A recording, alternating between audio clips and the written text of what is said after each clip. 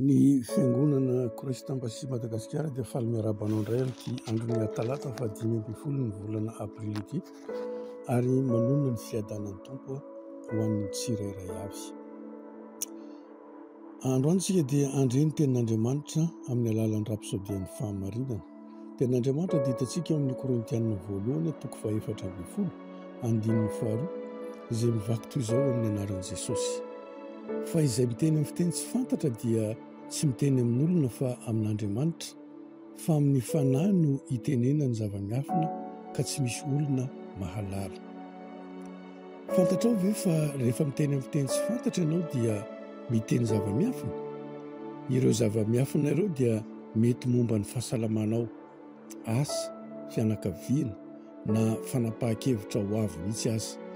Tsy takatry ny sain'olombelona nefa izany zava-miafina, tsy takatry ny sain'olombelona nefa ireny zava-miafina ireny. Izany no ilazana ny fanomezam-pahasoavana amin'ny fandikana ny teny tsy fantatra. Amin'ny alalan'izany fanomezam-pahasoavana handika teny tsy fantatra izany dia afaka mahafantatra ireo zava-miafina ireo ianao ary azonao tsara izay lazainao.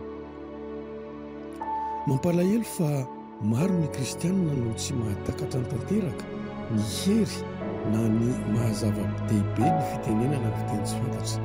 Vokatra izany dia tsy hitany izay ilana ny fandikana ireo zava-miafina ireo.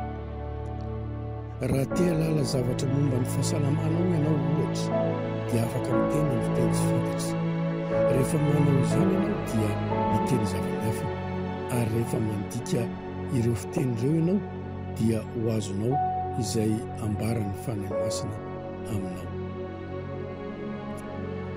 Tsy tokony ho ao anaty aizina isika mikasika ny fiainantsika.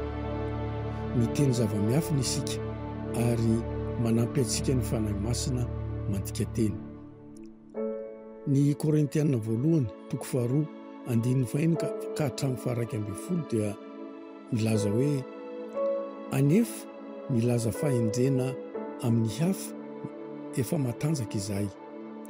Ny fahendren'Andriamanitra maneho zava-miafina dia fahendrena izany na fenina sady voatendrin'Andriamanitra ho voninahitsika talohan'ny nanaovana izao tontolo izao.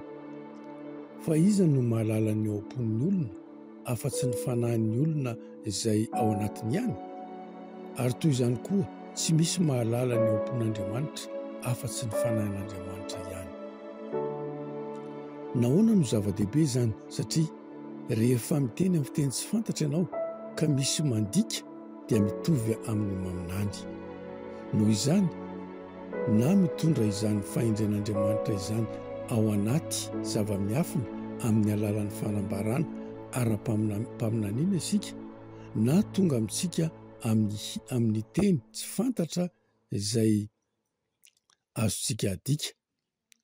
Moa ve ny momba ny sekolinao, ny dia ataonao tsy ho ela sy ny momba ny zanakao? Moa ve ny momba ny ara-bolanao, ny asanao, ny fandraranao, sa mikasa hifindra any amin'ny trano vaovao ianao ka te hahafantatra ny sitrapon'Andriamanitra? Mivavaha amin'ny fiteny tsy fantatra dia hanambara zava-miafina ianao. Afaka mahafantatra ny sitrapon'Andriamanitra momba ny lafiny samihafa amin'ny fiainanao ianao amin'ny fitenenana amin'ny fiteny tsy fantatra. Ndaontsika hivavaka. Ray malalo, misaotra noho ny fitahiana amin'ny fitenenana amin'ny fiteny tsy fantatra sy ny fanambarana zava-miafina miaraka ny fanahy masina izay manome fahalalana ny sitrapona ho an'ny fiainana. Mahazo fahendrena mihoatra noho ny natoraly aho amin'ny zava-miafina sy ny tranga rehetra, ary ambarako fa ny herin'ny fanahy dia miasa tamiko mitondra fahasalamana sy tanjaka ary fanambinana amin'ny anaran'i Jesosy. Amen.